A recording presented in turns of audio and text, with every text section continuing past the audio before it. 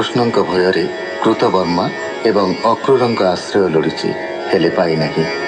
ତେଣୁ ଅକ୍ରୁର ହାତରେ ମଣି ଦେଇ ପ୍ରାଣ ବିକଳରେ ପଳାଇଛି, କିନ୍ତୁ କୃଷ୍ଣଙ୍କ ଚକ୍ରାଘାତରୁ ବର୍ତ୍ତି ନାହିଁ। ଅକ୍ରୁର ମଧ୍ୟ ଭୟରେ ଦ୍ୱାରକା ଛାଡ଼ିଛନ୍ତି। ଏହା ମଧ୍ୟରେ ଦ୍ୱାରକାବାସୀ ଶାରୀରିକ ଏବଂ ମାନସିକ ସନ୍ତାପ ଭୋଗିଛନ୍ତି। ଅକ୍ରୁରଙ୍କ ପ୍ରବାସ ଏହି ଅମଙ୍ଗଳର କାରଣ ଜଣାପଡ଼ିବାରୁ ଶ୍ରୀକୃଷ୍ଣ କାଶୀନଗରକୁ ଦୂତ ପେଶି ଅକ୍ରୁରଙ୍କୁ ଅଣାଇଛନ୍ତି। ଶୁକ ଉବାଚ ଦୈବେ ମଣିରତ୍ନ ସାର ଦିଅ ସ୍ୱର୍ଣ୍ଣ ଅଷ୍ଟଭାର, ସେ ଦ୍ରବ୍ୟ ରକ୍ଷିଣ ନିଶଙ୍କେ ଅନେକ ଯଜ୍ଞ କଲା ସୁଖେ, ତାହା ଜାଣିଲେ ଭଗବାନ ଅକ୍ରୁର ଅଣାଇ ବହନ,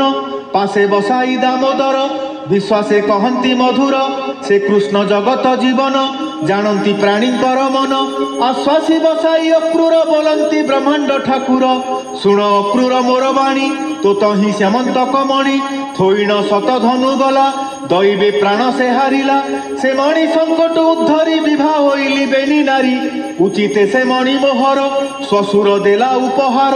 ସତ୍ରାଜିତର ପୁତ୍ର ନାହିଁ ଦୁହିତା ସତ୍ୟଭାମା ହୋଇ, ମରଣେ ପ୍ରେତ କ୍ରିୟା ସାରି ଦୁର୍ଗମ ନରକୁ ଉଦ୍ଧାରି, ତାହାର ପୁତ୍ରୀ ମଣି ନେବ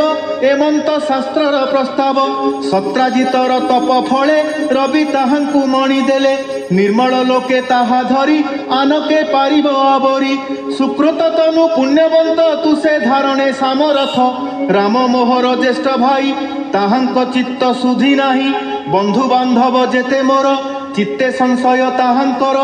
ଏସବ ମଧ୍ୟ ମଣି ତୁହି ଦେଖାଅ ମୋର ଭାବ ବହି, ତାହାଙ୍କ ମନୁ ଜୀବ ଭ୍ରାନ୍ତି ଏଥେ ମୋହର ମନ ଶାନ୍ତି, ଏମଣି କାଶୀପୁରେ ନେଇ ଅନେକ ଯଜ୍ଞ କଲୁ ତୁହି, ସୁବର୍ଣ୍ଣ ଯଜ୍ଞ ବେଦୀ ତୋର ଦେଖନ୍ତି ଦେବାସୁର ନର, ଏମନ୍ତେ କୃଷ୍ଣ ସାଧୁବାଣୀ ଅକ୍ରୁର ଶୁଣି ରତ୍ନମଣି, ବସ୍ତ୍ରେ ଲୁଚାଇ ଥିଲା କାଖେ ସଭାରେ ଥୋଇଲା ପ୍ରତ୍ୟକ୍ଷେ, ସୂର୍ଯ୍ୟ କିରଣ ପ୍ରାୟ ଦେଖି ଜନେ ବୁଝିଲେ ବେନି ଆଖି,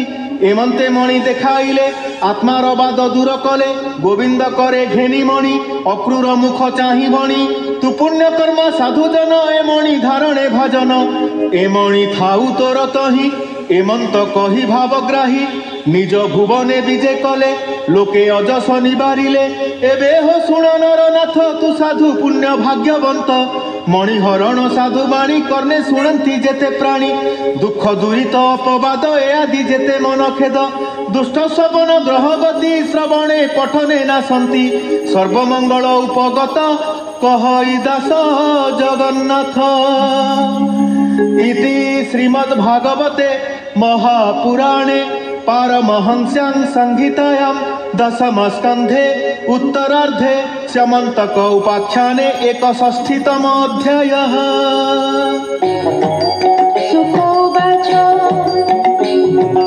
इमे हो शुण नरपति अशेष गोविन्दर गति, मानवी बहु दुःख त्रासे अरण्य द्वादश बरसे, अज्ञात घोर बनबासे थिले से विराटर देशे, बरसे बंचिता भुवने विख्यात पंडुर नंदने, इंद्रप्रस्थरे छन्ति रहि से कथा शुनि भावग्राही, दारुक साजी नंदी खुशी चलिले सुहृद विश्वासे, इंद्रप्रस्थरे बनमाली धर्मनंदन गृहे मिली, देखि सानंद पंच जने चाहन्ति निश्चल नयने, बेगे उठिले पांच भाई कि पटंतर देवी मोहि, जीवन गला पिंड जिन्हे पुणी उठाई दिव्य ज्ञाने, देखि अखिल जोगेश्वर नयन पिछा कले स्थिर, रोम पुलके कंपे देहि नयन जुगुलु बहि,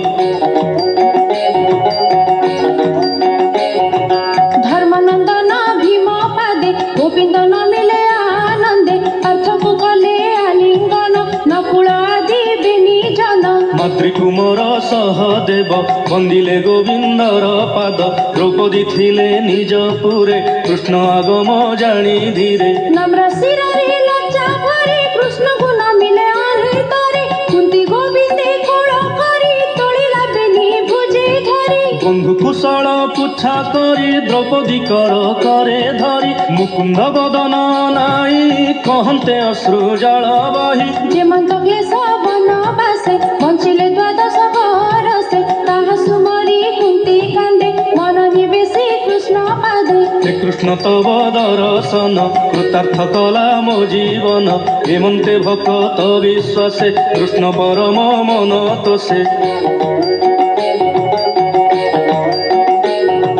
तहि बरसा 4 मास रहिले प्रभु पीतवास इंद्रप्रस्थर जेते जन करन्ति कृष्ण दर्शन हेमंते शुण नरनाथ दिनेक कृष्ण धरी पार्थ पितृदिवस आगमने मिलिला हर सबदने धर्मनन्दन आज्ञामते बसिला कपि ध्वज रथे दारुक खेली नन्दी खसे गोविन्द बसिले हरसे दूषित होई वीर पार्थ जमुना तीरे उपगत संगे मिलिले भगवान संतोषे कले जलपान मुख नयन जले धोई आनन्दे चौदिग चाहि जमुना जले बाली कुदे कन्याए बसे तार मध्ये तप करई सूर्य चाहि तारूप पारिब के कही कृष्ण वचने पंडु बला कन्या समीपे विजे कला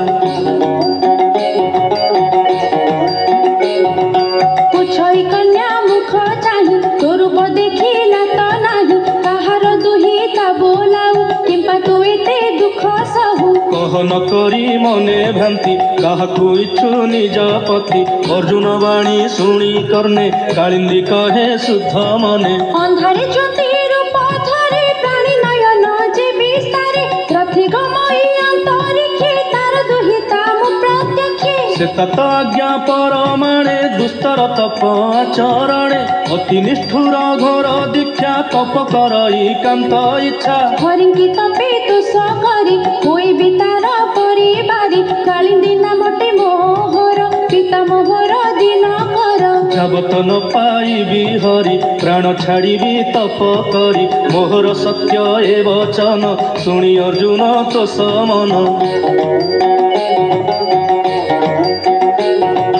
बेगे मिलिला कृष्ण पासे कहिला आनंद विश्वास भोनाथ तोर पाद इच्छा कालिंदी करे मने बांछा अति निष्ठुर तप तार शुणी सानंद दामोदर जमुना तीरे जाई मिली भक्त बंधु बनमाली बोलती कन्या मुख चाहि तप तू करू जहि पाई से कथा होइला सफल